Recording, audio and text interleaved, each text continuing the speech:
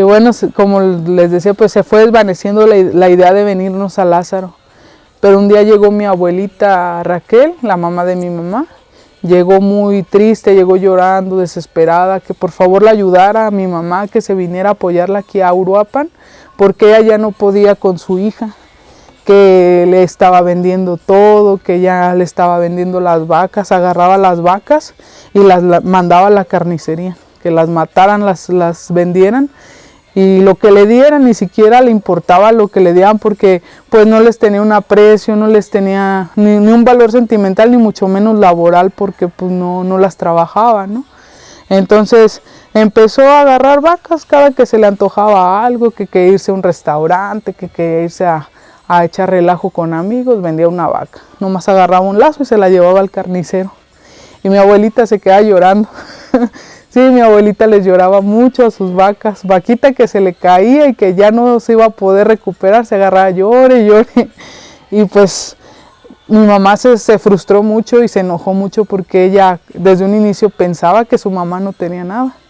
Entonces sí le dijo, o sea, ¿cómo? O sea, me estás diciendo que tenías esto, tenías aquello, tenías lo otro y yo no sabía nada.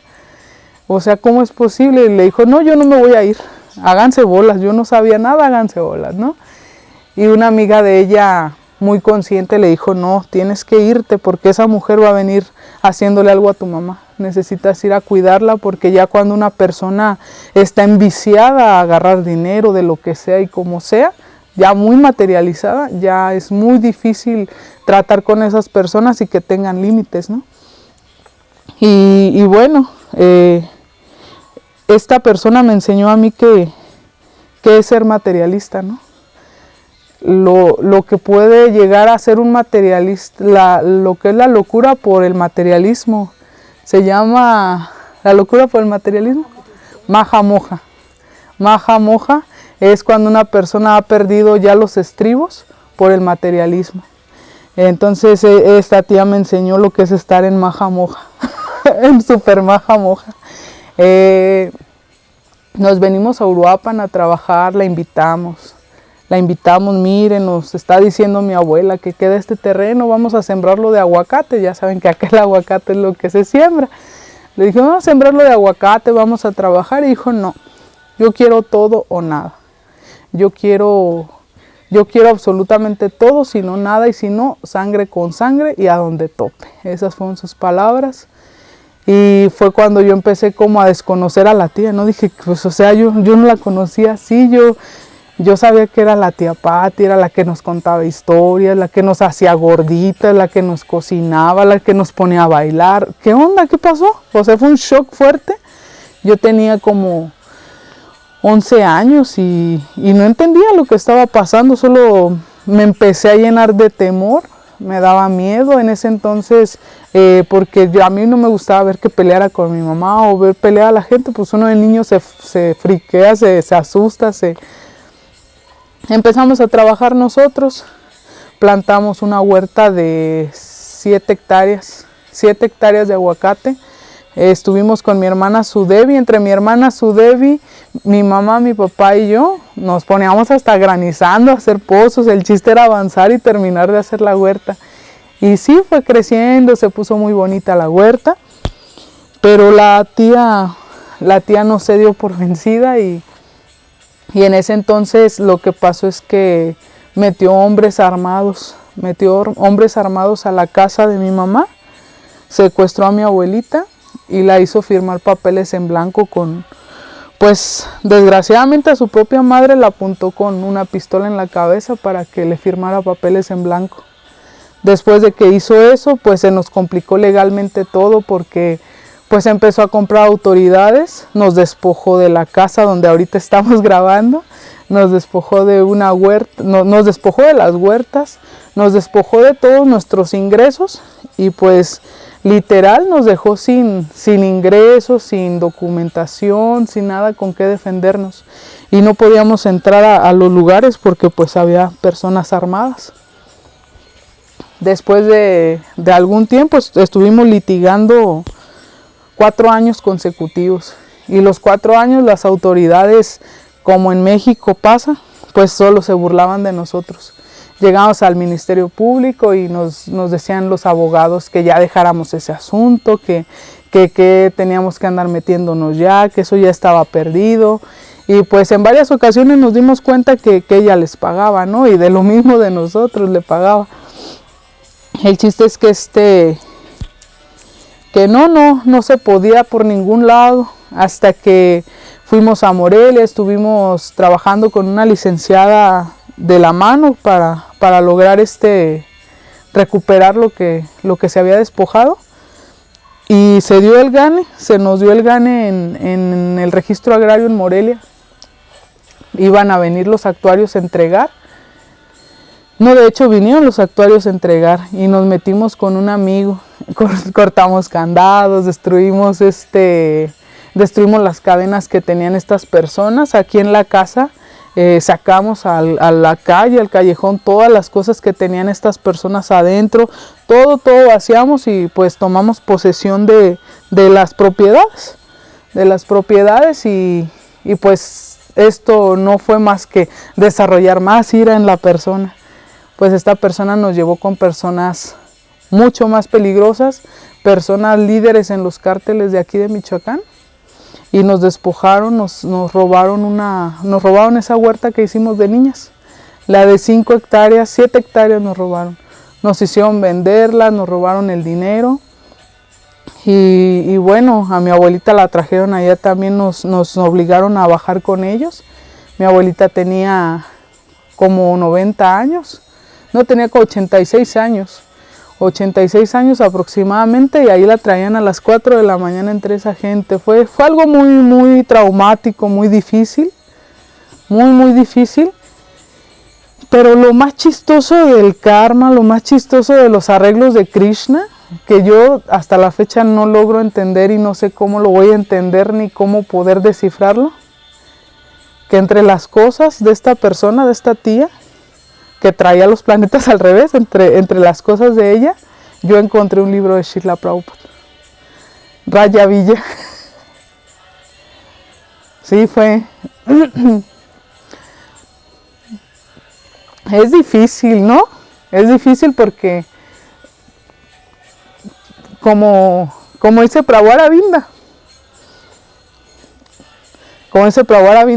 Srila Prabhupada, con lo que predica, con lo que las personas aceptamos en el corazón, y con los servicios que de repente hay una chispita de servicio que nos deja salir los anartas, nos deja luzar un poquito, ¿no? Los semidioses se confunden.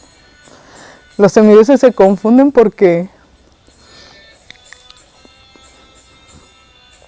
hay cosas que karmáticamente, o sea, analizándolo uno desde el poco conocimiento que uno tiene, dice uno, no, pues se va a ir al infierno, ¿no? Pero luego dices, oye, pero esta persona acercó los libros de Prabhupada a la familia y toda la familia son devotos. Entonces, o sea, nos hizo un bien, nos hizo un mal. Uno mismo está confundido, ¿no? Pero claro, los semidioses tienen más conocimiento, mucho más entendimiento, pero aún así, esa frase la recuerdo mucho del colegio, ¿no? En el colegio el Prabhupada Arvinda nos decía eso, hagan que los semidioses se confundan. Que digan, bueno, este es un personaje, un demonio, pero está haciendo Sankirtan, está entregándose a Dios, ¿no? Perdón. Siempre que hablo esta historia es difícil. Y bueno, cuando encontré Raya Villa lo leí y no entendí nada. Como nos pasa, yo creo que a la mayoría, o tal vez yo soy de los poquitos de ahí que no entendió nada. Yo leí el libro de Raya Villa y no entendí nada. De verdad, no me acuerdo haber entendido nada. Solo recuerdo que se me grabó la palabra Krishna y Bhagavad Gita, que es demasiado repetitiva en los libros de Prabhupada, ¿no? Como que insiste mucho en Krishna, Krishna, Krishna, Bhagavad Gita. Y bueno, quedó así. Encontré el libro, lo leí en una semana. Y me acuerdo que lo leí porque me inspiraba mucho a leer mi hermana Sudevi. Mi hermana Sudevi estaba jovencita y devoraba libros, libro tras libro, novelas y de todo leía ella. Y yo la verdad era un relajo total, yo siempre andaba jugando fútbol, andaba jugando canicas, andaba en la bicicleta, andaba corriendo, no sé. Yo no era de estarme en un lugar y me desesperaba agarrar un libro y leer. Y cuando vi ese libro chiquito dije, ay, le voy a hacer como mi hermana Cintia en aquel entonces. Le voy a hacer como mi hermana Cintia, a ver si lo puedo leer, de lo que se trate, pero lo voy a leer porque está chiquito. En una semana lo voy a leer. Y me senté a leerlo, y Krishna y Bhagavad Gita, era todo lo que decía, que yo me acuerdo. Entonces en ese libro lo guardé, de hecho todavía lo tengo. ¿Lo tienes?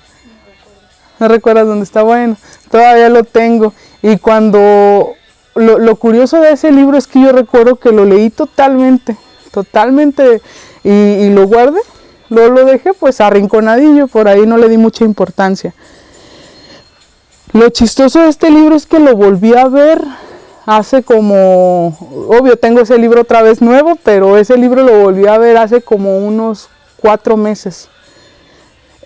Como unos 4 meses, y cuando abrí el libro estaba en una hoja un separador, y el separador tenía la firma de mi tía. Tenía la firma de mi tía, y me volvió a recordar, ¿no? Me volvió a recordar que ella me lo dejó. Luego encontré otro libro que llegó por un amigo de la familia. Yo me vestía de negro, toda así metalera, me la pasaba en las tocadas de rock, andaba viajando, viendo bandas de rock, me la pasaba amaneciéndomela y haciendo desastre medio. Por eso cuando adopté la conciencia de Krishna, mi familia se impactó mucho con el cambio, porque como que en mí también habían perdido las esperanzas ahí un poco. No robaba, no me metía con nadie en mala onda, ¿no? Pero ya para entonces ella te hizo devota primero. No. ¿O usted primero? No, fui yo. Sí, yo me la pasaba en el relajo, digo, no robaba, no hacía nada, por así decir, malo, pero me la pasaba en un relajo total, que mi mamá, con tanto problema que tenía, no tenía el tiempo de darme la atención, de darme la dirección, y yo haciendo desastre y medio. Entonces, cuando nos metimos, en parte me ayudó a madurar bastante, pues estos golpes fuertes de pues estar teniendo que lidiar con personas tan peligrosas como con las que nos arriesgaron. Y bueno, yo ahí le paré al relajo. Después de que nos quitaron la huerta y todo eso, fue un shock muy fuerte para mí emocional.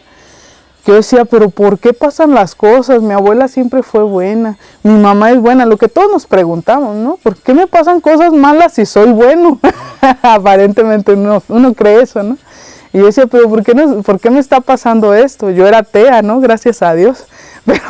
Pero gracias a Dios era atea, claro. Pero bueno, no creía en Dios, no quería saber nada de Dios. Yo estaba enojada con Dios, pero al mismo tiempo no entendía nada. Y yo empecé a leer muchísimo a filosofía materialista, lo más que podía leer de filósofos. Y leía un libro, leía otro, empecé a desarrollar ese gusto por la lectura.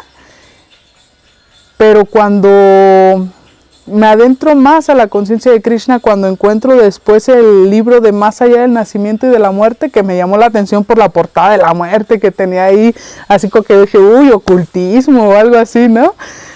Pero no, era otra vez Krishna y Bhagavad Gita. Dije, ah, caray, yo esto lo había leído. Krishna y Bhagavad Gita, lo leí en un libro que se llama Raya Villa, que encontré entre el relajo de esta señora. Y empecé a leerlo, pero ya con más conciencia, empecé a leerlo con el conocimiento que había de otras filosofías materialistas, y yo le quería refutar a Prabhupada. Yo abría una hoja y decía, no, o sea, aquí está, o sea, buscaba el cabo suelto, ¿no? Y giraba la hoja y decía, ya. Porque me contestaba, ¿no? Como si fuera una conversación, como si estuviera yo platicando realmente con Prabhupada. Porque yo me hacía una pregunta o estaba leyendo y yo empezaba a especular, ¿no? No, es que aquí es así, y volteaba la hoja y decía, Prabhupada, no, es así. Oh, y al mismo tiempo decía, no le puedo refutar, o sea, es demasiado sentido común, demasiada lógica, lo único que me queda es darle reverencias y seguirlo. Entonces empecé conocí a la Dali, a una devota que es mi hermana espiritual, platiqué con ella por Messenger, Y bueno, yo le preguntaba de una terapia psicológica, ¿no? Yo dije, no, hay que sanar esa parte, traigo muchas cosas ahorita raras, con tanta situación en la casa, necesito hacer un cambio. Y le conté, ¿no? ¿Sabes qué? Me estoy interesada en terapia, en esto. Me dijo, no, mira, te voy a invitar y si no te gusta, no, o sea, te regalo la terapia. Fui, era de la conciencia de Krishna. Estuvieron dando la clase, estuvieron hablando de los semidioses, recuerdo, de los semidioses, estuve haciendo preguntas, estuve hablando con ellos, con ella y con Murli. Estuve hablando con ellos y pues me terminó de convencer todavía más, porque resolví algunas dudas que me quedaban sobre los libros, ¿no? Claro, me quedan muchísimas más, pero en ese entonces como que decía, bueno, esto como que no me cuadra. Y ya les preguntaba, pero a ver, ¿por qué esto? ¿Por qué lo otro? Y me contestaban ahí de acuerdo a lo que ellos pues, sabían en ese momento y me llenó. Me llenó, me invitaron a Guadalajara.